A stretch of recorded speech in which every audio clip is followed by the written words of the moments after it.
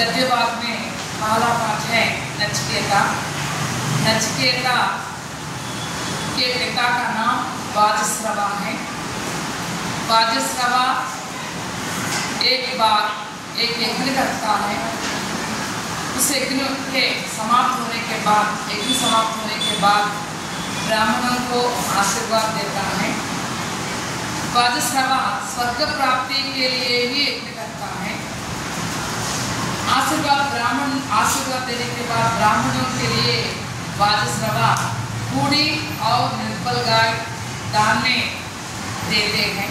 यह देखकर नचिकेता और सब लोग आश्चर्यचकित हो जाते हैं। नचिकेता अपने पिता के पास आकर, पिताजी, बूढ़े और निर्बल गाय ब्राह्मणों को देना पाप है, आप ऐसा क्यों किए हैं?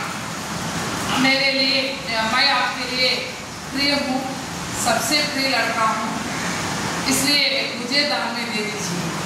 यही बात बार बार दोहराने लगता है तो वाजश्रवा को क्रोध आ जाता है, क्योंकि वाजश्रवा को क्रोधी है। वाजश्रवा बहुत क्रोधी आदमी है, इसलिए वह क्रोध में आकर कहता है कि मैं तुम्हें भिक्षु को दान में दे देता हूँ, जाओ, मैं भिक्षु को दान में दे दिया हूँ। कहने से वाजश्रवा वहाँ से चला जाता है, सीधा यमपुरी पहुँचता है। वहाँ देखता है तो यमधर्मराज वहाँ नहीं रहता, तो 3 दिन वहीं दरवाजा पर भूखा प्यासा खड़ा रहता है। उसके बाद 3 दिनों के बाद यमधर्मराज आता है। यमधर्मराज आकर देखता है तो एक ब्राह्मण बालक 3 दिनों से भूखे और प्यासे हैं। यह कैसे दयनीय बात है। इसके पश्चाताप के रूप में मैं 3 दिनों के लिए 3 वर देना चाहता हूँ।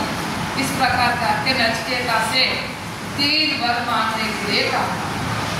तो नचिकेता कहता है कि 3 वर, पहला वर यह मांगता है कि मेरे पिताजी का क्रोध शांत करो, और दूसरा वर यह मांगता है कि मेरे पिताजी को स्वर्ग प्राप्ति दे दीजिए। उसके बाद तीसरे वर के रूप में वह आत्मा के बारे में जानना चाहता है। वह जानना चाहता है कि जन्म के बाद क्या है, मृत्यु के बाद क्या है, जन्म के पहले क्या है और मृत्यु के बाद हम क्या हैं।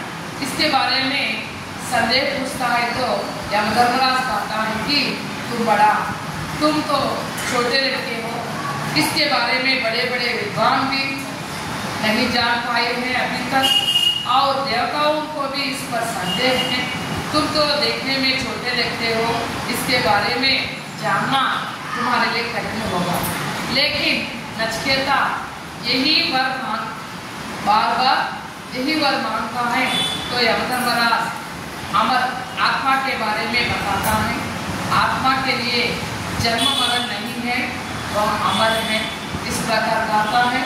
और अगर शरीर रथ है तो इंद्रियां घोड़े हैं, इस प्रकार उसमें बैठने वाला सारथी आत्मा है।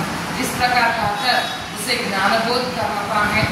उसके बाद नचिकेता आगे चलकर बड़ा विद्वान बनता है और धर्मात्मा भी बनता है। यह है बच्चों नचिकेता के बारे में। अच्छा बच्चों, धन्यवाद।